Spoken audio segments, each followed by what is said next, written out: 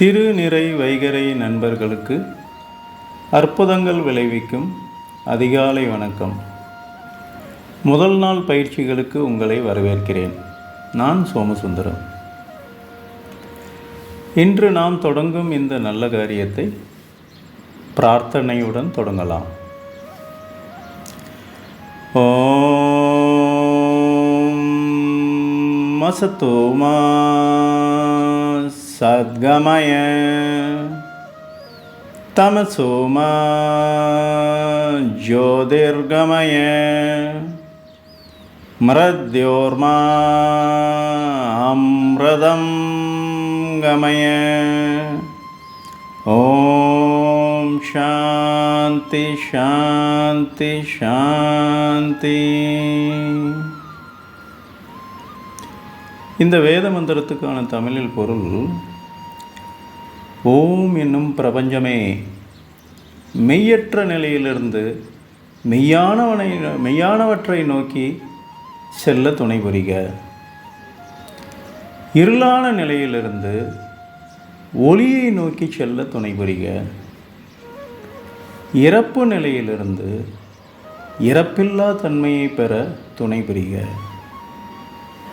எனக்கு அமைதியான நிலையை வழங்குக. இங்கே நாம் கற்றுக்கொள்ளும் பாடங்கள் அனைத்தும் நமக்கு பல உண்மைகளை புரிய வைக்க இருக்கின்றன. இனி பாடங்களை தொடங்கலாம். திரு வேணுகோபால் ஐயா அவர்களின் உரையுடன் இன்றைய பாடங்களை நாம் தொடங்கலாம்.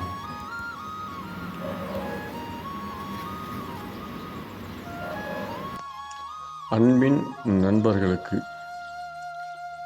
அற்புதங்கள் விளைவிக்கும் அதிகாலை வணக்கங்கள்.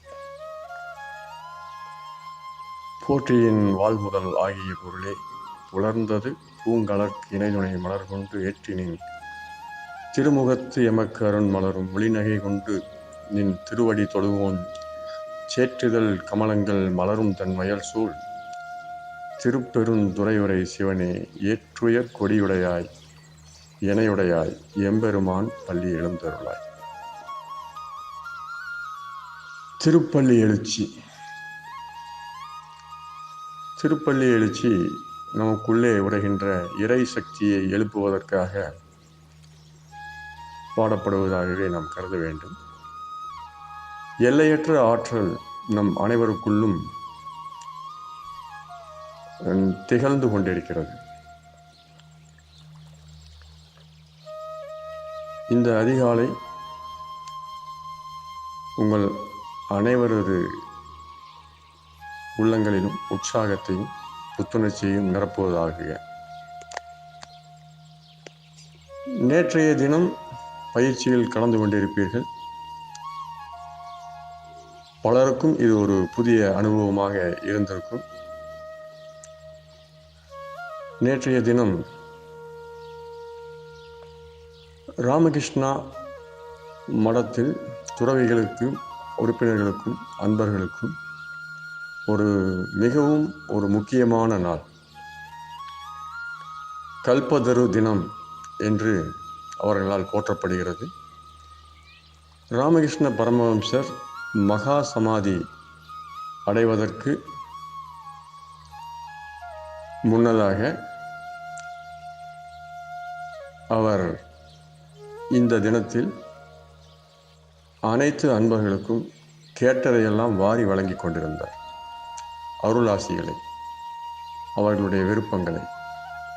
அப்பொழுது சுவாமி விவேகானந்தர் கூட சமாதி நிலையை விரும்பி பெற்றார். ஆனால் அவர் அதை பூட்டி வைத்திருக்கிறேன், உனக்கு கொடுத்தது இப்பொழுது இல்லை, பின்னர் உனக்கு வழங்கப்படும், தற்காலிகமாக அது பூட்டப்படுகிறது என்று கூறி, இந்த நிகழ்வு எல்லோருடைய நிறைய பேர் கேட்டிருப்பீர்கள். கல்பத்தரு என்றால் என்ன என்றால், தரு என்றால் மரம், நாம் விரும்பியதை தரக்கூடிய மரம், கற்பக விருஷம் என்று கேள்விப்பட்டிருப்பீர்கள். அதை போல இப்பொழுது நீங்கள் ஒரு கல்ப தருவின் கீழே இருக்கிறீர்கள். ஆம், இந்த குழுவின் பயிற்சி முறைகள் நிரூபிக்கப்பட்ட பயிற்சி முறைகள். உங்கள் வாழ்வில் வெற்றிகளையும் வளங்களையும் எளிதாக கொண்டு வந்து சேர்க்கின்ற முறையில் இது வடிவமைக்கப்பட்டிருக்கிறது. எனவே பயிற்சிகளை முறையாக பின்பற்றுங்கள். இன்றைக்கு உங்களுக்கு வழங்கியிருக்கின்ற பயிற்சி ஒரு முக்கியமான பயிற்சி. கண்டிப்பாக நீங்கள் அனைவரும் நீருடனும் அந்த மேஜிக் கல் அதை நீங்கள் ஏற்கனவே வைத்திருப்பீர்கள், அதனுடனும் மேஜிக் நோட்டு புத்தகத்துடனும் பயிற்சியில் கலந்து கொண்டிருப்பீர்கள் என்று நம்புகிறேன். உங்களுக்காக பயிற்சி திட்டங்களை கொடுத்திருக்கிறோம். இதில் நேரம் சிறிது முன்பின்னாக இருக்கலாம். உடற்பயிற்சிக்கான விஷயம் என்னவென்றால், உங்களுக்கு உடற்பயிற்சிகளை அறிமுகப்படுத்த வேண்டும் என்பது தானே தவிர இதைத்தான் நீங்கள் செய்ய வேண்டும் என்று எந்த கட்டாயமும் இல்லை. ஆனால் கண்டிப்பாக ஒரு நாளில் 45 நிமிடங்கள் முதல் 1 மணி நேரம் வரை உடற்பயிற்சிக்கு நீங்கள் ஒதுக்கினால் மிக நன்றாக இருக்கும்.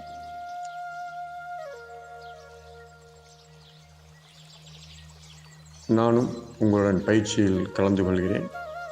இப்பொழுது நாம் பயிற்சிக்குள் செல்லலாம். நண்பர்களுக்கு வணக்கம். பல சமயங்களில் நாம் நமக்கு கிடைத்தவற்றை மறந்துவிட்டு கிடைக்காதவற்றிற்காக ஏங்கி தவிக்கிறோம். இதுவே நமது துன்பங்களுக்கான அடிப்படை காரணம். நாம் நமக்கு கிடைத்தவற்றிற்காக நன்றி உணர்வுடன் இருக்கத் தொடங்கினால் நமக்கு கிடைக்க வேண்டியவை எளிதாக கிடைக்கும். நன்றி உணர்வை வெளிப்படுத்துதல் என்பது இங்கு மிக முக்கியமான அடிப்படை பயிற்சியாகும். உங்களிடம் உள்ள 3 குறிப்பேடுகளில் ஒரு குறிப்பேட்டை நன்றி உணர்வு எழுதுவதற்காக மட்டுமே பிரத்யேகமாக வைத்துக்கொள்ளவும். ஒவ்வொரு நாளும் இந்த வகுப்புகளில் கூறப்படும் 10 நபர்களுக்கு நீங்கள் உங்களுடைய குறிப்பேட்டில் தேதியிட்டு நன்றி உணர்வை கைப்பட எழுத வேண்டும். உதாரணமாக 1. என் அம்மா என்னை பெற்றது முதல் இன்று வரை என் மீது அதீத பாசத்துடன் நடந்து கொள்வதற்காக நன்றி நன்றி நன்றி. 2. என் நண்பன் பெயர் எழுதி கொள்ளலாம். நான் மிகவும் சிரமத்தில் இருந்த காலகட்டத்தில் எனது மருத்துவ செலவுகளுக்காக பண உதவி செய்ததற்காக நன்றி நன்றி நன்றி. இதைப்போன்று தினமும் 10 நபர்களுக்கு நன்றி உணர்வை உங்களின் குறிப்பேட்டில் எழுத வேண்டும். இன்று உங்கள் மனதில் தோன்றும் முதல் 10 நபர்களுக்கு நன்றி உணர்வை எழுதுங்கள். எழுதிய பின்பு உணர்வுபூர்வமாக நன்றியை தெரிவியுங்கள். இனி இன்றைய நன்றி உணர்வுக்கான பாடங்களை பார்க்கலாம். திருநிறை வைகறை அன்பர்களுக்கு அதிகாலை வணக்கம். நான் கீதா பேசுகிறேன். இன்றைக்கி கிராட்டிடியூடோட முதல் நாள் பயிற்சி. நம்மகிட்ட இருக்கிற நல்ல விஷயங்களுக்காகவும் நம்மகிட்ட இருக்கிற பொருள்களுக்காகவும் நம்ம கிராட்டிடியூடை ஆரம்பிக்கிறோம். நம்ம நன்றி உணர்வு அப்படிங்கும்போது பொதுவாக நம்மகிட்ட இருக்கிற பொருள்களுக்கு இதிலிருந்து ஆரம்பிக்கும் போது அது பல மடங்கு பெருக ஆரம்பிக்கும். நம்ம மற்றவங்க செஞ்ச உதவியை நன்றி அப்படின்னு சொல்லிட்டு அதோடு மறந்துடுவோம். ஆனால் அவங்க ஏதாவது ஒரு விஷயத்தில் நம்மளுக்கு பிடிக்காதது பண்ணியிருந்தாங்க அப்படின்னா அதை தான் நம்ம ரொம்ப யோசித்து பார்த்து அதை பல மடங்காக பெருக்கி அதனால் ஃபீல் பண்ணி அவங்க மேலே ஒரு எதிர்மறை எண்ணத்தை உருவாக்கி வச்சுருப்போம். அதை போக்கணும் அப்படின்னா நம்ம அவங்க செஞ்ச நல்ல விஷயங்களை மட்டும் யோசித்து அந்த விஷயத்துக்காக நான் இப்போ நன்றி உணர்வோடு இருக்கிறேன் அப்படிங்கிறத எழுதி அதை திரும்ப ரீட் பண்ணும்போது அவங்க எந்த விஷயத்துக்காக நம்ம நன்றி உணர்வை தெரிவிக்கிறோம் அப்படிங்கிற காரணத்தை நினச்சி அவங்களுக்கு நன்றி உணர்வு தெரிவிக்கும் போது அந்த நல்ல விஷயந்தான் நம்ம மனசில் பதியுமே தவிர அவங்க ஏதோ தெரியாமல் செஞ்ச சின்ன விஷயங்கள் அது மறைஞ்சிடும். அது மாதிரி நம்மளுக்கு பிடித்த 10 நபர்கள், அது யாருனாலும் இருக்கலாம், முதல்ல நம்மளுக்கு சொல்லிக்கலாம், அப்புறம் நம்மளோட அம்மா அப்பாவுக்கு, அப்புறம் நம்ம கூட பிறந்தவங்களுக்கு, நம்மளோட குழந்தைங்களுக்கு, நம்ம தாத்தா பாட்டிங்களுக்கு, நம்ம ஃப்ரெண்டுக்கு, நம்ம பக்கத்து வீட்டுக்காரங்களுக்கு, நம்ம கூட வேலை பார்க்குறவங்களுக்கு, இந்த மாதிரி யாராவது ஒரு 10 பேரை நீங்கள் எடுத்துக்கோங்க. எடுத்துக்கிட்டு அவங்களுக்கு நீங்கள் நன்றி உணர்வை தெரிவிக்கும்போது அவங்க எந்த காரணத்துக்காக நன்றி உணர்வை தெரிவிக்கிறோம் அப்படிங்கிறத நீங்கள் எழுதுங்க. எழுதும்போது தான் அது நம்ம மனசில் பதியும். நம்ம சின்ன வயசில் இருக்கும்போது ஹோம்ஒர்க்குங்கிறத எழுதி பார்ப்போம். எழுதுனா தான் அந்த விஷயம் நம்ம மனசில் பதியும். அதுக்காக நீங்கள் எழுதுங்க. இந்த காரணத்துக்காக நான் நன்றி உணர்வை தெரிவிக்கிறேன் அப்படிங்கிறத எழுதிட்டு நன்றி அப்படின்னு 10 நபர்களோட பேரை எழுதி அவங்க எந்த காரணத்துக்காக அவங்களுக்கு நன்றி உணர்வை தெரிவிக்கிறாங்களோ அதை எழுதிடுங்க. எழுதி முடித்ததுக்கப்புறம் முதல்லேருந்து எல்லாத்தையும் ரீட் பண்ணி ஒருத்தவங்களோட ஒரு ஃபஸ்ட்டு பாயிண்ட்டை ரீட் பண்ணி முடித்ததுக்கப்புறம் அதை 3 டைம்ஸு நன்றி நன்றி நன்றி அப்படிங்கிறத ஆத்மார்த்தமாக சொல்லும்போது அந்த நன்றி உணர்வு நமக்குள்ளே இன்னும் ஆழமாக பதிய ஆரம்பிக்கும். அதுதான் இன்னைக்குரிய பயிற்சிங்க. இதை ஒரு நோட்டை எடுத்து நீங்கள் இன்றைக்கி செய்ய ஆரம்பிங்க. நன்றி, வணக்கம். நண்பர்களுக்கு வணக்கம். நமக்கு உதவும் பொருட்களுக்கு நன்றி கூற வேண்டும் என்று தொடங்கினால் நாம் கவனிக்க தவறிய பெரிதும் மறந்த பஞ்சபூதங்களில் ஒன்றான தண்ணீர் தான் முதலில் நிற்கிறது. முதலில் நீர் இல்லாமல் இந்த உலகமே இல்லை என்பதை நாம் உணர வேண்டும். நீருக்கு நன்றி கூறுதல் என்பது நம்முடைய அடிப்படை தினசரி பயிற்சிகளில் ஒன்றாகும். வாருங்கள் நண்பர்களே, நீருக்கு நன்றி கூறுவோம். உங்கள் மாயாஜால கல்லை உள்ளங்கைக்குள் வைத்துக்கொண்டு இந்த காணொளியுடன் தொடர்ந்து நீருக்கு நன்றி கூறவும்.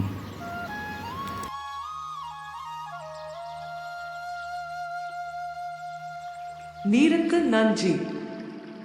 நீரின்றி அமையாது உலகு, நீரின்றி அமையாது உழவு, நீரின்றி அமையாது உணவு, நீரின்றி அமையாது உயிர். நீருக்கு நன்றி.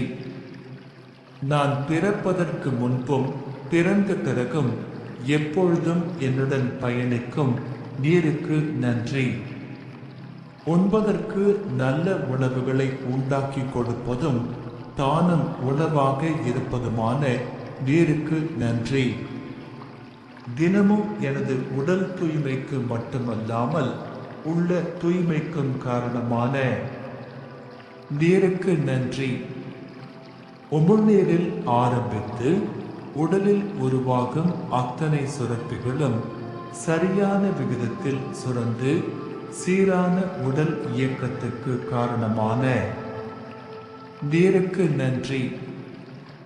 எல்லா உயிர் அணுக்களுக்கு உள்ளேயும் வெளியேயும் நீக்கமர நிறைந்திருக்கும் நீருக்கு நன்றி. எனது உடலில் இரத்தம், உயிர் அணுக்கள் இயக்கம், செரிமானம், பாதுகாப்பு, கழிவுகள் ஏற்றம் என அத்தனைக்கும் ஆதாரமாக இருந்து ஆரோக்கியத்திற்கு அடிப்படையான நீருக்கு நன்றி. உண்ணும் உணவு உள்ளே செல்வதற்கும் சத்தாக மாறி உறிஞ்சப்படுவதற்கும் மூல காரணமான நீருக்கு நன்றி. நான் சுறுசுறுப்பாகவும் மகிழ்ச்சியாகவும் இருப்பதற்கு உதவும். நீருக்கு நன்றி. நான் வாழும் உலகில் உள்ள அத்தனை சிருஷ்டிக்கும் அடிநாதமாக விளங்கும். நீருக்கு நன்றி. உடல் வெப்பநிலையை சீராக வைப்பதற்கும் முக்கிய உறுப்புகளை பாதுகாப்பாக வைப்பதற்கும் உதவும். நீருக்கு நன்றி.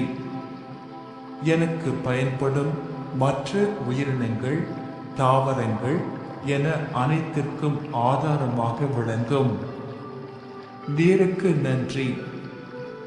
எனது எண்ணங்களை பிரபஞ்சத்திற்கு எடுத்துச் சென்று வேண்டியவற்றை கொடுக்க வைக்கும். நீருக்கு நன்றி. நான் என்னை முழுமையாக நம்புகிறேன். நான் எனது கனவுகளை முழுமையாக நம்புகிறேன்.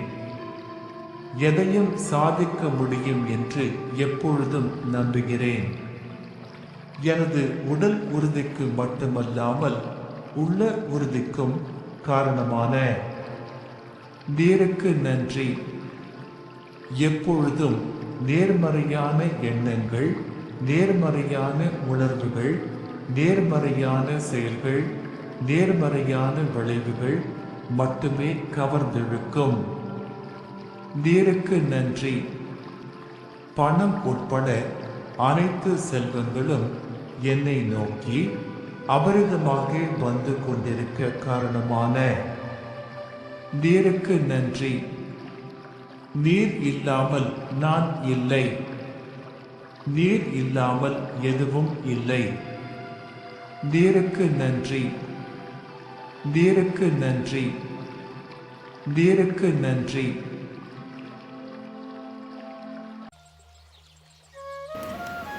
நண்பர்களுக்கு வணக்கம். இந்த பூவுலகின் இயக்கங்கள் அத்தனையும் பிரபஞ்சத்தின் ஈர்ப்பு விதியின் அடிப்படையிலேயே நடக்கிறது என்பது அறிவியல் பூர்வமான உண்மை. ஒத்தவை ஒத்தவற்றை ஈர்க்கும் என்ற ஈர்ப்பு விதியை புரிந்து கொண்டு நாம் அதனுடன் ஒத்துப்போகும் பட்சத்தில் நம்மால் எல்லாவற்றையும் சாதிக்க முடியும், அடைய முடியும். ஈர்ப்பு விதியை பற்றிய பாடங்களை நாம் தொடர்ந்து காணலாம். வணக்கம் உறவுகளே, நான் முத்துலட்சுமி சரவணகுமார். ஈர்ப்பு விதியை பயன்படுத்தி நம்மால் நம் வாழ்க்கையை இனிமையானதாக மாற்ற முடியும். அதற்காக நாம் மிகவும் கஷ்டப்பட வேண்டியதில்லை. நம் வாழ்க்கையை ஒரே ஒரு வழியில்தான் இனிமையானதாக நம்மால் மாற்ற முடியும். நம் சிந்தனையை சிறப்பானதாக மாற்றுவதே அந்த ஒரே வழி. நம் சிந்தனையை சிறப்பானதாக மாற்றும்போது நம் வாழ்க்கை சிறப்பானதாக மாறும். இந்த பிரபஞ்சத்திடம் நமக்கு தேவையான அனைத்தும் உள்ளது. நம் சிந்தனையில், நம் மனத்தில் எந்த எண்ணம் நிலை பெற்றிருக்கிறதோ அந்த எண்ணம் தொடர்பான செயல்களை, வெற்றிகளை ஈர்ப்பு விதியின் மூலம் பிரபஞ்சத்திடம் இருந்து ஈர்த்து கொள்ளலாம். நான் உங்களுக்கு ஒரு ரகசியம் சொல்ல போகிறேன். அதுதான் ஈர்ப்பு விதி. ஈர்ப்பு விதிதான் வாழ்வின் மாபெரும் ரகசியம். ஒத்தவை ஒத்தவற்றை ஈர்க்கும் என்று ஈர்ப்பு விதி கூறுகிறது. அதாவது நம் மனத்தில் நாம் நிலைப்படுத்தியுள்ள எண்ணங்களையும், காட்சிகளையும், அனுபவங்களையும், சூழல்களையும் நாம் நம் வாழ்விற்குள் கவர்ந்தெழுத்து கொண்டிருக்கிறோம். நம் மனத்தில் என்ன எண்ணம் இருக்கிறதோ, அதாவது நல்ல எண்ணமாக இருந்தாலும் சரி, தீய எண்ணமாக இருந்தாலும் சரி, அதுதான் நமக்கு நடக்கும். நம் மனத்தில் நல்ல எண்ணம் இருந்தால் நமக்கு நல்லது நடக்கும். நம் மனத்தில் தீய எண்ணம் இருந்தால் நமக்கு தீயவை தான் நடக்கும். நாம் தொடர்ந்து எதை பற்றி சிந்திக்கிறோமோ அதையே நாம் நம் வாழ்விற்குள் கவர்ந்தெழுத்து கொண்டிருக்கிறோம். நமக்கு என்ன வேண்டுமோ அதை பற்றி சிந்தித்து தொடர்ந்து அதே சிந்தனையில் நாம் மூழ்கி இருந்தால் அதை நாம் நம் வாழ்விற்குள் கவர்ந்து கொண்டு வருவோம். மிகவும் சக்தி வாய்ந்த இந்த விதியின் மூலமாக நம்முடைய எண்ணங்கள் நம் வாழ்வில் பொருட்களாக, வெற்றிகளாக உருப்பெறுகின்றன. நம்முடைய தற்போதைய எண்ணங்கள் தான் நம்முடைய எதிர்கால வாழ்க்கையை உருவாக்கி கொண்டிருக்கிறது. எனவே நிகழ்கணத்தில் நிகழ்காலத்தில் நம் எண்ணங்களை மாற்றுவதன் மூலம் நாம் எதிர்கால வாழ்க்கையை நம்மால் மாற்ற முடியும். இரகசியத்தின் ஈர்ப்பு விதியை நாம் புரிந்து கொண்டோம் என்றால் படைப்பு செயல்முறையை பயன்படுத்தி நமக்கு விருப்பமான எந்த ஒன்றையும் நம்மால் கவர்ந்திருக்க முடியும். நாம் கனவு காண்கின்ற வகையான வாழ்க்கையை நம்மால் வாழ முடியும். படைப்பு செயல்முறை என்றால் உருவாக்கும் செயல்முறை. அதற்கு 3 நடவடிக்கைகள் தேவை. அவை என்னவென்றால், கேட்டல், நமக்கு தேவையானதை நல் எண்ணத்துடன் கேட்க வேண்டும். நம்புதல் மற்றும் பெறுதல். முதலில் கேளுங்கள். நம் மனத்தில் நாம் தொடர்ந்து நிலைப்படுத்துகின்ற எந்த ஒரு எண்ணத்திற்கும் ஈர்ப்பு விதி வெற்றியை தேடித் தருகிறது. நாம் எதை கேட்டாலும் நாம் கேட்டது நமக்கு கிடைக்கும் என்பதில் எந்தவித ஐயமும் கொள்ள வேண்டியதில்லை.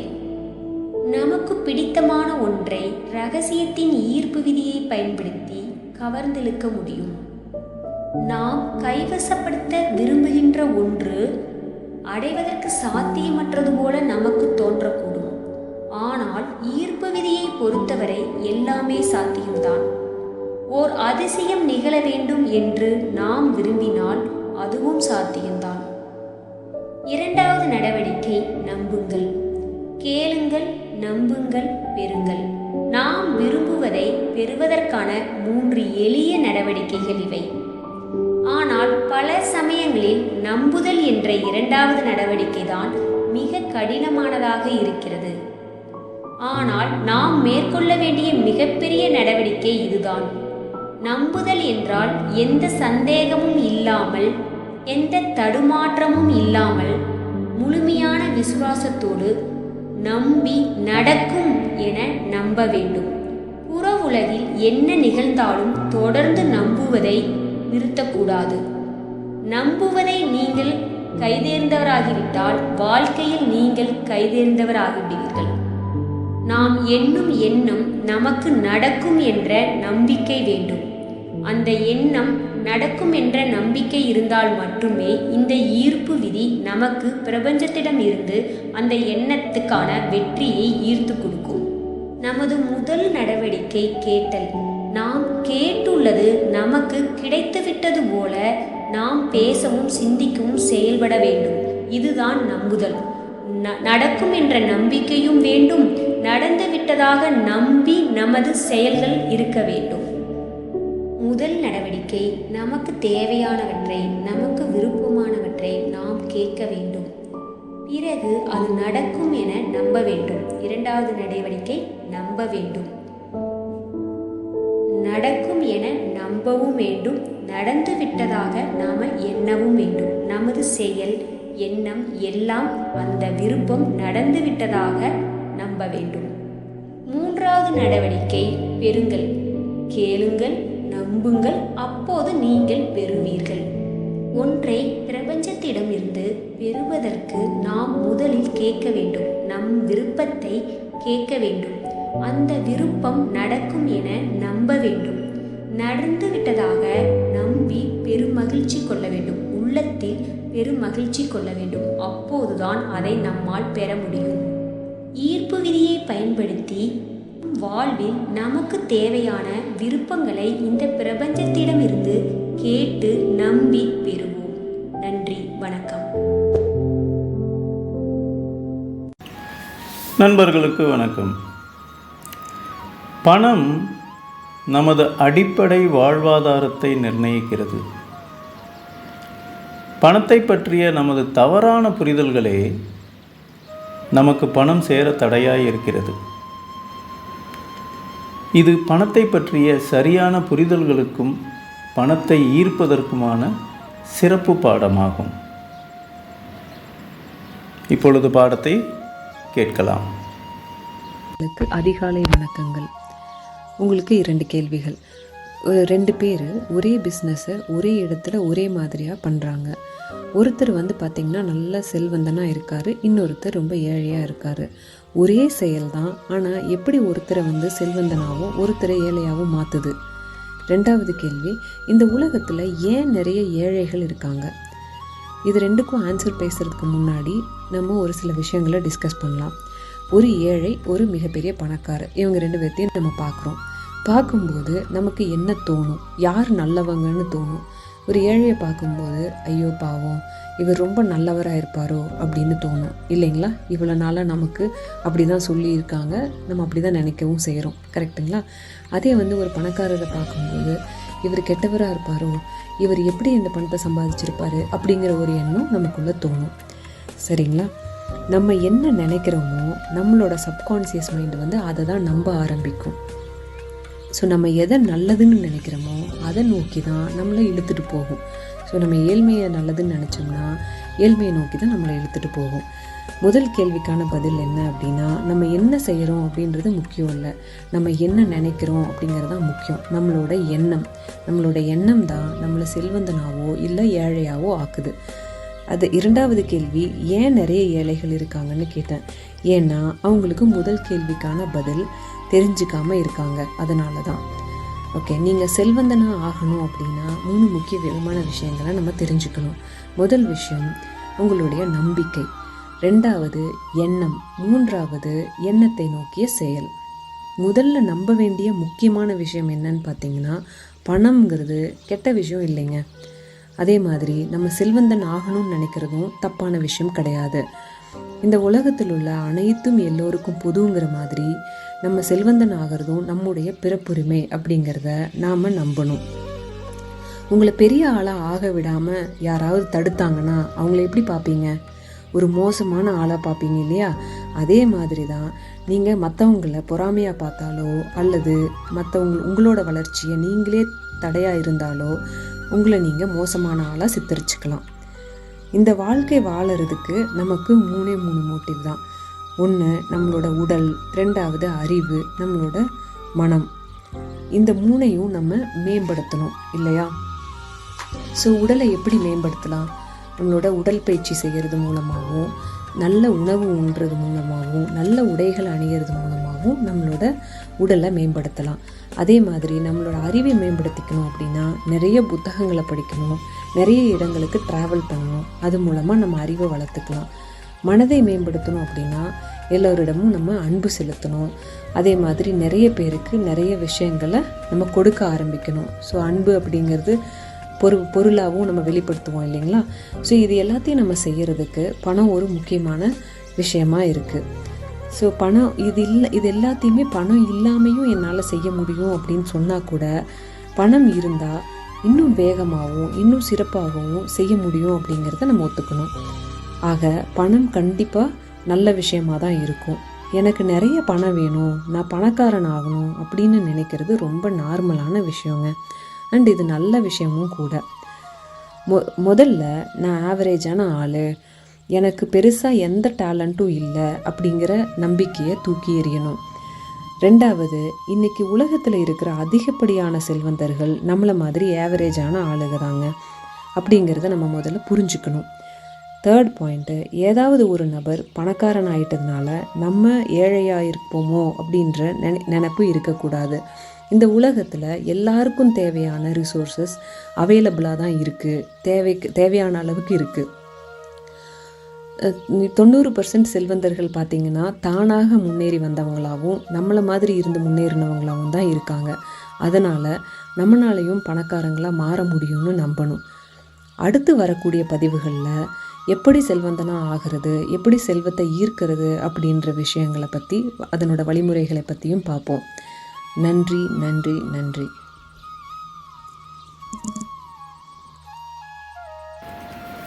நண்பர்களுக்கு வணக்கம். இயற்கை மருத்துவம் என்பது ஒரு மருந்தில்லா சிகிச்சை முறையாகும். நமது உடலே ஆகச்சிறந்த மருத்துவர் என்ற அடிப்படையில் செயல்படுவதாகும். நமது உடலை சரியான முறையில் பேணி காப்பதன் மூலம் நோயில்லாமல் வாழ முடியும் என்று நிரூபித்த முறையாகும். இனி தொடர்ந்து இயற்கை மருத்துவத்தை பற்றிய பாடங்களை பார்க்கலாம். திருநிறை வைகறை அன்பர்களுக்கு வணக்கம். யோக பயிற்சிகள் செய்ய வேண்டும் என்றால் உடல் அளவிலும் வெளிநிலையிலும் சில விதிமுறைகளை நாம் கடைபிடிக்க வேண்டியது மிக மிக முக்கியம். யோகாசனங்களை செய்யும் பொழுது நீங்கள் காலி வயிறு நிலையில் இருந்தால் மட்டும் போதாது, உங்கள் குடலும் காலியாக இருக்க வேண்டும்.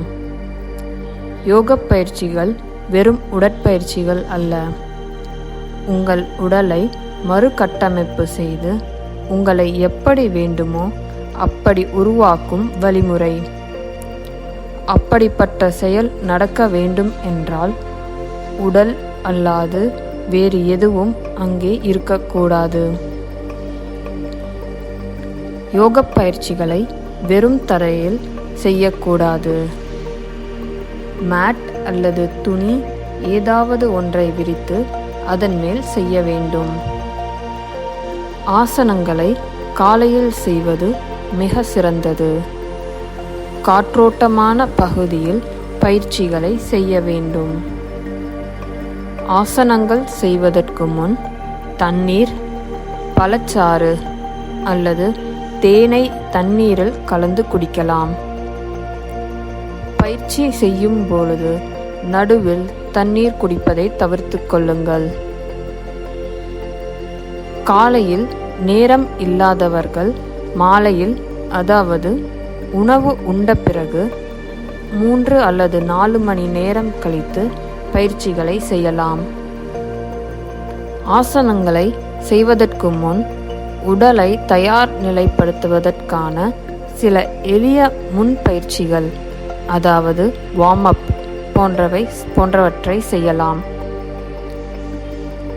ஆசனங்கள் செய்யும் பொழுது ஒரு ஆசனத்துக்கு அடுத்து அதற்கான மாற்று ஆசனம் செய்த பிறகே அடுத்த ஆசனத்தை செய்ய வேண்டும். ஆசனங்களுக்கிடையே சவாசனம் செய்து ஓய்வு எடுத்தல் வேண்டும். ஆசனங்களை மிக இலகுவாக செய்ய வேண்டும். ஆசனங்கள் செய்யும் பொழுது மூச்சை மெதுவாக சுவாசிக்க வேண்டும். யோக பயிற்சி செய்யும் பொழுது கண்ணாடியை பார்த்து கொண்டு செய்வதோ அல்லது இசையை கேட்டுக்கொண்டு செய்வதோ கூடாது. யோக பயிற்சி செய்யும் பொழுது நீங்கள் பேசக்கூடாது. பேசினால் உங்கள் உடல் அளவில் மட்டுமல்லாமல் சக்தி நிலையிலும் பல மாற்றம் ஏற்படும். ஆசன நிலையில் நீங்கள் எப்பொழுதும் பேசவே கூடாது. ஏனென்றால் உங்களின் சக்தி நிலையில், கவனத்தில், சுவாசத்தில் நடப்பது எல்லாமே மிக மிக முக்கியம். இல்லையென்றால் அது உங்கள் உடலில் தொந்தரவை ஏற்படுத்தும். 1:1:1 ரேஷியோவில் பயிற்சிகள் இருக்க வேண்டும். அதாவது 1 பங்கு யோகாசனம், 1 பங்கு மூச்சு பயிற்சி, 1 பங்கு தியானம் என்று இருக்க வேண்டும். நீங்கள் எவ்வளவு நேரம் யோகாசனத்துக்கு நேரம் ஒதுக்குறீர்களோ அதே அளவு மூச்சு பயிற்சிக்கும் தியானத்திற்கும் நேரத்தை ஒதுக்க வேண்டும். பயிற்சியை ஆரம்பிப்பதற்கு முன் மூச்சை சுத்தம் செய்ய கபாலபாதி என்ற மூச்சு பயிற்சியை செய்து ஆரம்பிக்கவும். பயிற்சிக்கு நடுவில் சூரிய நமஸ்காரம் செய்த பிறகு நாடி சுத்தி பிராணாயாமம் செய்யவும். பயிற்சியை முடித்ததற்கு பின் பஸ்திரிகா செய்து முடிக்கவும். பயிற்சிகளை முடித்துவிட்டு கடைசியாக தியானம் செய்ய வேண்டும். காற்றோட்ட பகுதியில் செய்ய வாய்ப்பு இல்லாதவர்கள் அறையில் செய்து கொள்ளலாம். ஆனால் ஜன்னல்களை திறந்துவிட்டு பயிற்சியை செய்யுங்கள். நன்றி, நன்றி, நன்றி. வணக்கம் நண்பர்களே. யோகாசன பயிற்சிகள் நமது உடலின் இயக்கங்களை நெறிப்படுத்த வல்லது. நமது உள்ளுறுப்புகளின் இயக்கங்களை சீர்படுத்த வல்லது. பொதுவான உடற்பயிற்சிகள் நமது சக்தியை விரயமாக்கும். ஆனால் யோகாசன பயிற்சிகள் நமது சக்தி நிலையை உயர்த்தும். தொடர்ச்சியான எளிய யோகாசன பயிற்சிகளின் மூலமாக நமது உடலை சீர்படுத்தி கொள்ளலாம். இப்பொழுது யோகாசன பாடங்களை பார்க்கலாம். முதலில் யோகாசன பயிற்சிக்கு நம்மை தயார்படுத்தி கொள்ளும் பயிற்சி. தொடர்ந்து இன்று ஒரு யோகாசன பயிற்சியை கற்றுக்கொள்ளலாம்.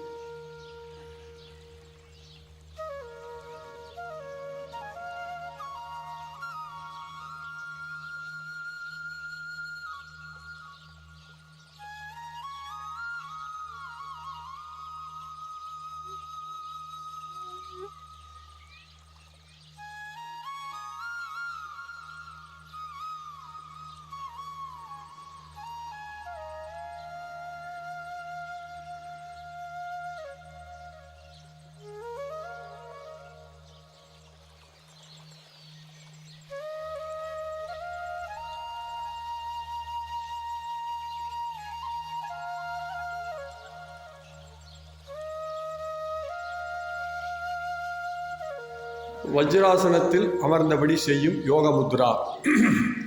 இது ஜீரண சக்தியை மேம்படுத்த வல்லது. கைகளில் ஆதி முத்ரா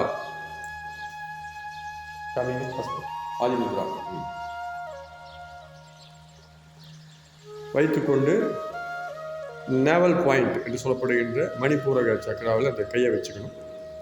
வச்சுக்கிட்டு மூச்சை வெளியே விட்டபடி முன்புறமாக குனியவும்.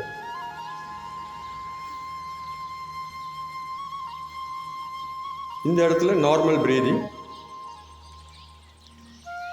ஒரு 10 சுவாச நேரம் இங்கு இருக்கிறீர்கள்.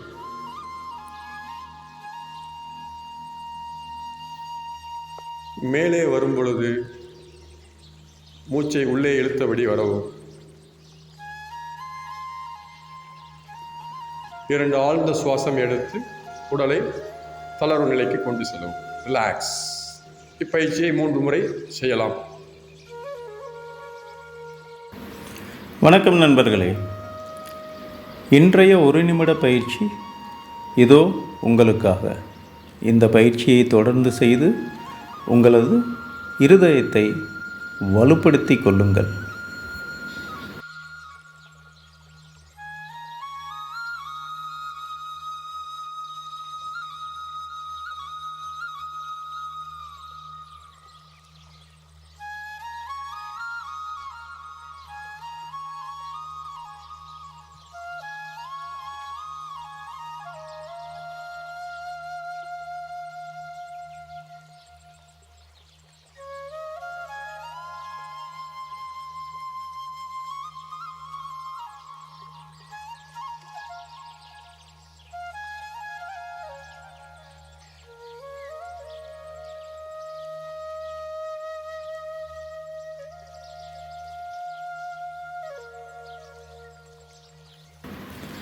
வணக்கம் நண்பர்களே.